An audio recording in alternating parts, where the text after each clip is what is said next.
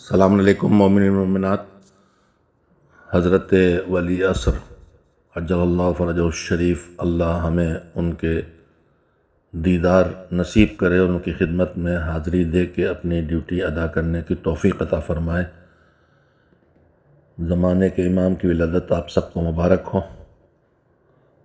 چند باتیں عرض کرنا چاہتا ہوں۔ دین میں شعور اور بصیرت کے بغیر اگر دین کے نام پہ کچھ کیا جائے تو وہ الٹا کام بھی کر سکتا ہے۔ پیغمبر خدا صلی اللہ علیہ وآلہ وسلم کا ارشاد ہے، قسم ظاہری اسنان، عالم متحتک و جاہل متنسک۔ سرور کائنات صلی اللہ علیہ وسلم نے فرمایا کہ میری کمر دو لوگوں نے توڑی ہے۔ کمر توڑنے کا مطلب ہوتا ہے کسی کو بالکل بیکار کر دینا، کمزور کرنا نہیں بلکہ بیکار کر دینا۔ دو لوگوں نے میری کمر توڑی ہے، ایک وہ جانکار جو جانتا ہے، علم والا ہے، عالم ہے، مسائل دین جانتا ہے، خمس واجب ہے، نماز واجب ہے، جھوٹ حرام ہے، لیکن اس کے باوجود بہت لاپرواہ ہے اور بالکل بے دینی کی زندگی بسر کرتا ہے۔ اور دوسرا کون ہے؟ جس نے پیغمبر کی کمر توڑی، وہ بے دین نہیں ہے، وہ ہے کہ جو جانے بغیر دین کی راہ پہ چل پڑتا ہے، جو دیکھا اسے دین سمجھ کے اپنا لیا اور عبادت کرنے لگا، عبادت سمجھ کے کرنے لگا۔ وہ جاہل متنسک، وہ جاہل، وہ بے خبر جو عبادت کی راہ پہ چل پڑے۔ یعنی بے دین عالم بھی پیغمبر کو شکستہ کرتا ہے، ان کو کمزور کرتا ہے، اور دیندار جاہل بھی کمزور کرتا ہے۔ اللہ ہم دونوں کو اس سب سے باہر نکالے اور ہم میں سے ہر ایک کو عالم متدین متنسک بنائے، کہ ہم میں سے ہر ایک علم حاصل کرے کہ کیا صحیح ہے، کیا غلط، کیا دین ہے، کیا رسم، کیا عادت ہے، کیا عبادت، اور اس کے بعد فیصلہ لے کے آگے بڑھے۔ آج 14 شعبان ہے، 15 شعبان کی شب آنے والی ہے۔ ہم لوگ شب برات کہتے ہیں، یہ شب براعت ہے، گناہوں سے دوری اور برائیوں سے دوری کی شب۔ شب قدر کے بعد جن شبوں میں بہت اعمال بیان کیے گئے ہیں اور استغفار کا حکم دیا گیا، ان میں سے ایک شب یہ بھی ہے۔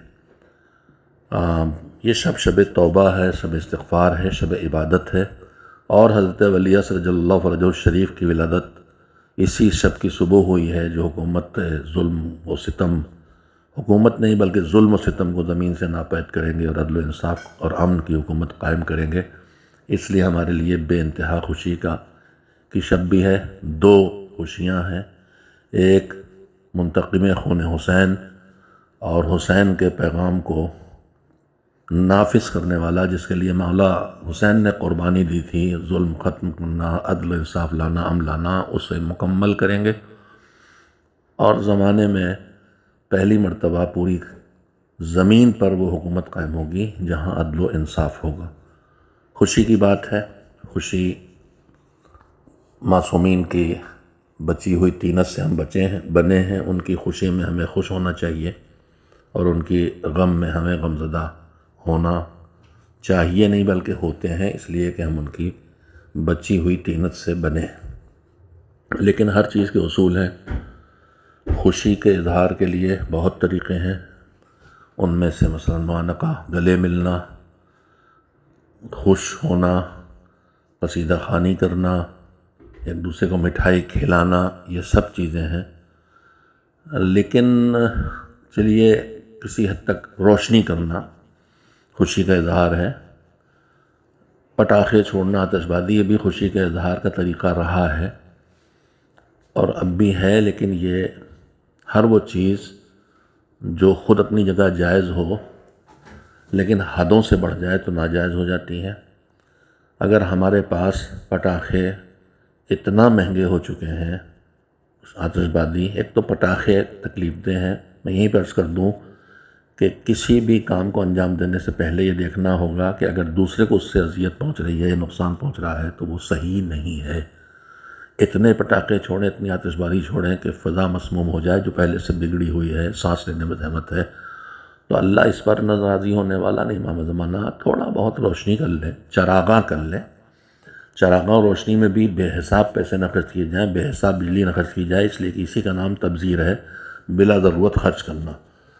حیثیت سے زیادہ آتش بازی خرید کے لانا اور اسے خرید کے چھڑانا، یہ بھی اسراف ہے۔ شریعت بہت معتدل مزاج کے پر عمل کی راہ دکھاتی ہے۔ تو ایک تو ہم آتش بازی میں قانون حکومت کے خلاف بھی ہے، انسانیت کے خلاف بھی ہے، اتنا شور، وائس پالوشن بھی صحیح نہیں ہے، جس سے کسی مخلوق خدا کو اذیت پہنچے، وہ کرنا صحیح نہیں ہے۔ پٹاخوں کا شور شادیوں میں تو ہوتا ہی ہوتا ہے، آج کی رات خوب شور ہوگا، یہ سوچے بغیر کتنے مریض ہیں، کتنے بچے ہیں، کتنے سونا چاہتے ہیں، کتنے پڑوسی ہیں جو اس خوشی میں ہمارے ساتھ شامل نہیں ہیں، انہیں ہم ستا رہے ہیں اور خود اپنی صحت بھی خراب کر رہے ہیں۔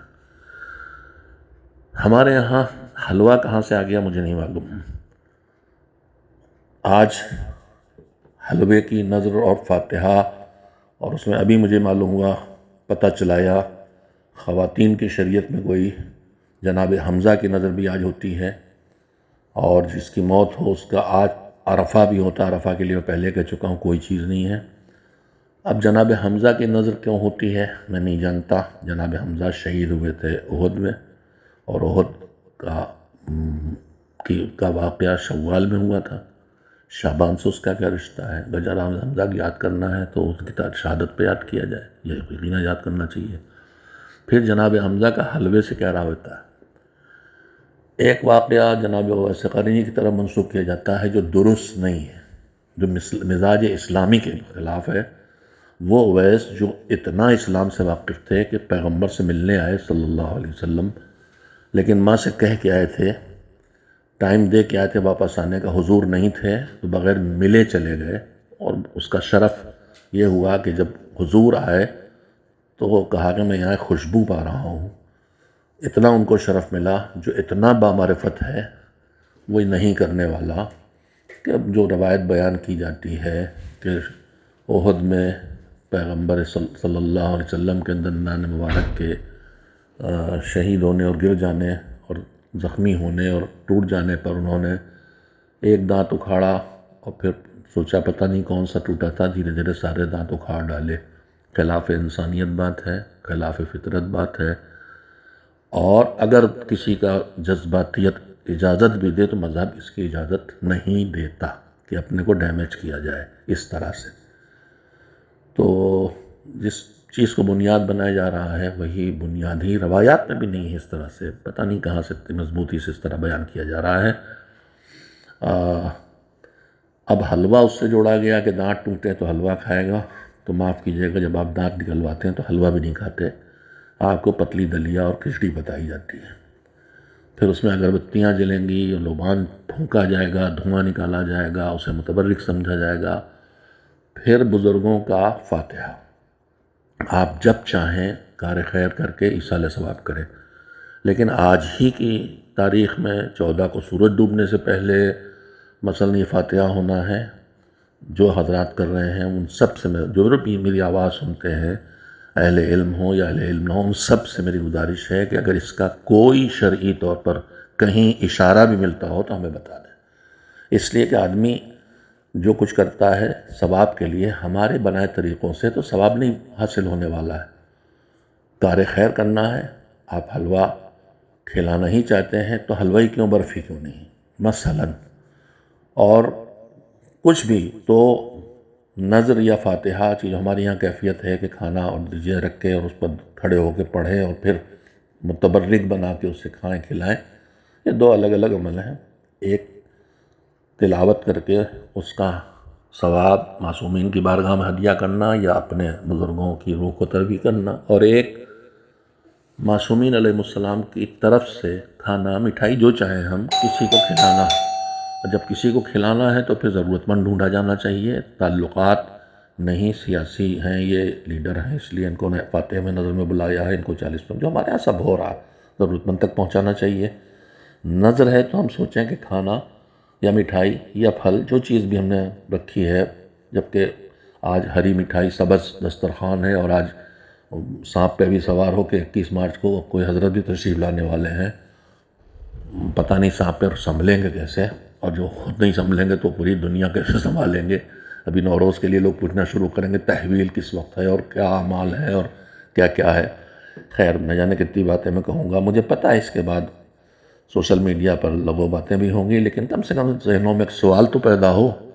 سوال پیدا ہوگا تو جواب ذہن ڈھونڈیں گے اور دھیرے دھیرے بصیرت آئے گی. امام صادق علیہ السلام کا ارشاد ہے کہ العامل علی غیر البصیرہ کالسائر علی السراب لا تزید صورۃ سیرہ الا بعدا. جو بے سمجھے بوجھے کسی بھی ڈھرے پہ چل پڑتا ہے، جو کرتے دیکھا کرنے لگے، دھاگے باندھتے دیکھا دھاگے باندھنے لگے، دوپٹے باندھتے دیکھا دوپٹے باندھنے لگے، لڈو چڑھاتے دیکھا لڈو چڑھانے لگے، مجسمے بنا کے چڑھاتے دیکھا وہ بھی جو کرنے لگے دیکھ کے. تو امام فرماتے ہیں کہ بے سمجھے بوجھے ہر چیز کو دین سمجھ کے اس کے پیچھے چل پڑنے والا اور اسے کر ڈالنے والا بالکل اس طرح ہے جو ریگستان میں چمکتی ریت کو پانی سمجھ کے پیاسا ہو اور اس کی طرف دوڑے. جتنا دوڑے گا، دو روایتیں ہیں. ایک روایت میں ہے کہ منزل سے دور ہوگا اور دوسری روایت میں اتنی اس کی پیاس بڑھے گی، پانی تو اسے نہیں ملے گا. لہذا خدا کے لیے یہ سب رسومات پہ ذرا توجہ دیجیے، اس میں دین کہاں ہے. اور میں پوچھنا چاہتا ہوں جو حضرات عیسیٰ صاحب کے لیے حلوہ آج پکوا کے فاتحہ کروا رہے ہیں یا نذر کروا رہے ہیں، فاتحہ میں بھی پہلے معصومین خدمت میں ہدیہ کرتے ہیں، کیا انہوں نے خمس نکالا ہے؟ کیا جو آج جو بھی خرچ کریں گے آتش بازی کسی چیز پہ اس کا خمس دیا ہے؟ امام ہی کا حق ہے اس میں سے دیا ہے. امام کی اولاد جو غریب ہو سید اس کا حق ہے، میں حقدار نہیں ہوں. یہ بھی کہا جاتا نا مولوی خمس اس لیے پڑھتے ہیں کہ خود کھاتے ہیں. الحمدللہ میرے لیے حرام ہے کہ میں سہم سادات لوں. اللہ نے مجھے منبر حسین سے اتنی روزی دے رکھی اور سہم امام بھی نہیں کھاتا ہوں. الحمدللہ میرے بانمو مولانا غلام اسکر اللہ مقامہ نے مجھے جب مدرسوں میں نظام پڑھایا اس کے کھانے کے پیسے دیے ہیں. صرف جتنے دن میں قوم میں رہا ہوں اتنے دن مجھے سہم امام لینا پڑا ہے اپنی زندگی چلانے کے لیے. اس سے پہلے اس کے بعد الحمدللہ نہ سہم امام لیا نہ سہم سادات. یہ میں اپنی بخان کے لیے نہیں عرض کر رہا، لیکن دماغوں میں جو غلط فہمیاں انہیں دور کرنا چاہتا ہوں. اور آج بھی الحمدللہ الزامات بہت لگتے ہیں. تنظیم مکاتب کا 2 لاکھ روپیے ماہانہ روزانہ سے زیادہ خرچ ہے. 7-8 کروڑ ہاتھوں سے آ کے گزرتے ہیں. اللہ کا شکر ہے کہ میں بارگاہ الہی میں حساب دینے کے لیے تیار ہوں. مومنین کو تو حساب پیش ہی کرتا رہتا ہوں اور انشاءاللہ ادھر سے ادھر کچھ نہ لگا ہوگا، ادھر سے ادھر گیا ہوگا. میں نے بات آ گئی ہے اس لیے میں کہہ دی. یہ باتیں بہت کہی جاتی ہیں تنظیم مکاتب میں جو ہم خدمت گزاران مجلس انتظام کے صدر نائب صدر سیکریٹری وغیرہ ان کی کوئی تنخواہ نہیں ہے. ہمیں روزے امام حسین سے، منبر امام حسین سے، مجلس حسین سے اتنی روزی ملتی ہے کہ ہم اس میں باعزت زندگی بسر کرتے ہیں. نہ ہمیں زکوٰۃ کی ضرورت ہے نہ خمس کی. کہا جاتا ہے ہم لوگوں گھروں تک کو کہ زکوٰۃ ہاؤس بنا ہے اور بیواؤں کا حصہ لا کے کھا گئے. خیر میں پوچھتا ہوں ان تمام مومنین مومنات سے جو حلوہ پوری جو بھی کر رہے ہیں، آتش بازی جو بھی کر رہے ہیں، اس پیسے میں کیا امام کا حق تو نہیں؟ فدق غاصب پر لعنت کرنے والوں سے پوچھتے ہیں کہ جو آپ مٹھائی دے رہے ہیں اس میں امام کا حق تو نہیں ہے؟ سید کسی غریب سید کا حق تو نہیں ہے؟ کیا امام زمانہ قبول کریں گے؟ کیا معصومین قبول کریں گے؟ وہ حرام قبول کرتے تھے. ان کے پاس تحفوں میں آتا تھا تو وہ نکال کے رکھ دیتے تھے کہ یہ نہیں لیں گے ہم، یہ حرام ہے، اس میں حرام ملا ہوا ہے. تو ہمیں سب کو سوچنا چاہیے.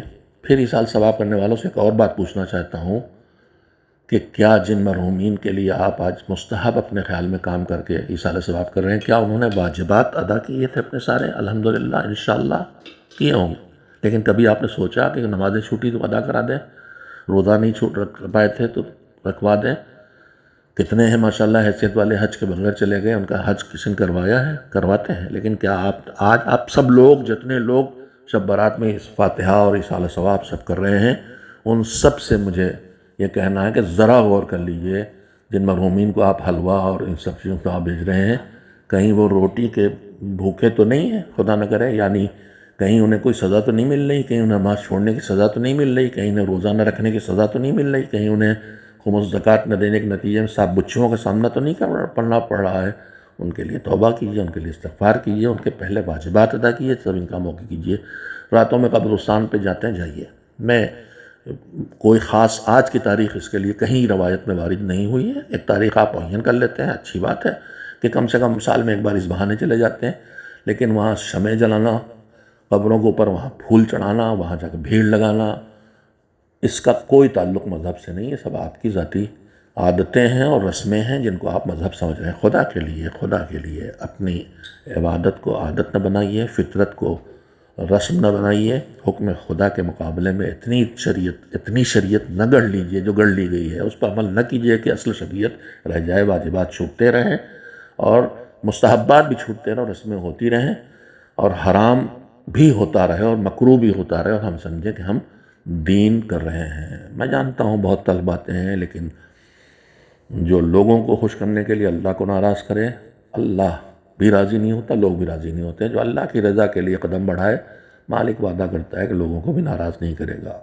مالک راضی رہے، آپ سے بھی، ہم سے بھی. ہم سب کو ہر وقت یہی دیکھنا چاہیے، ہر حکم سے، ہر قدم سے پہلے، ہر فکر سے پہلے، ہر سوچ سے پہلے، ہر عمل سے پہلے کہ حکم دین کیا ہے، حکم خدا کیا ہے، مولا علی کی پسند کیا ہے، امام زمانہ کی چاہت کیا ہے، رسول اللہ صلی اللہ علیہ وسلم کی سنت کیا ہے، ائمہ کی سیرت کیا ہے، اللہ کی رضا کیا ہے. اللہ ہم کو، آپ کو، سب کو توفیق دے کہ ہم اپنی زندگی میں احکام دین کو سمجھیں، شریعت کو پہچانیں، رسم و رواج سے خود کو الگ کریں، اصل شریعت تک خود کو پہنچائیں اور زمانے کے امام کے آنے کے حالات فراہم کریں. روایات میں ہے کہ امام آئیں گے اور جب شریعت پیغمبر گرامی ہے وہی نافذ کریں گے، کوئی الگ سے شریعت نہیں لائیں گے، تو لوگ کہیں گے کہ اے فرزند زہرا، آپ تو نیا دین لے کے آئے ہیں. یعنی ہم نے اس دین کو اتنا بدلا ہے کہ ہمیں اصلی دین نیا دین لگے گا. خدا کے لیے جاگیے، خدا کے لیے چوکیے، اپنے کو بدلیے، زمانے کے امام کے آنے کا انتظام کیجیے.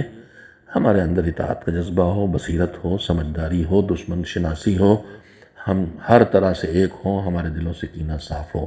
میں یہی پروردگار کی بارگاہ میں دعا کرتا ہوں کہ مالک تجھے آج کی شب میں جو مولود آنے والا ہے اس کا واسطہ ہمیں اس لائق بنا دے کہ ہم ایک دوسرے کے لیے دلوں میں محبت اور مودت اور ایثار اور قربانی کا جذبہ رکھیں. کینوں سے دلوں کو پاک کر دے، دوریاں گھٹا دے، بدگمانیاں ختم کر دے اور ہم سب کو امام زمانہ کے ظہور کی حالات فراہم کرنے میں اپنی ڈیوٹی کا ادا کرنے کی توفیق عنایت فرما اور ان کی زیارت نصیب فرما، ان کے ناصروں میں شمار فرما. اگر قبروں میں چلے جائیں تو ہمیں ان میں قرار دے جنہیں زندہ کر کے واپس لا کے تو امام کے ساتھ حق کے قیام کے لیے جہاد میں شامل کرے گا. والسلام علیکم ورحمۃ اللہ وبرکاتہ.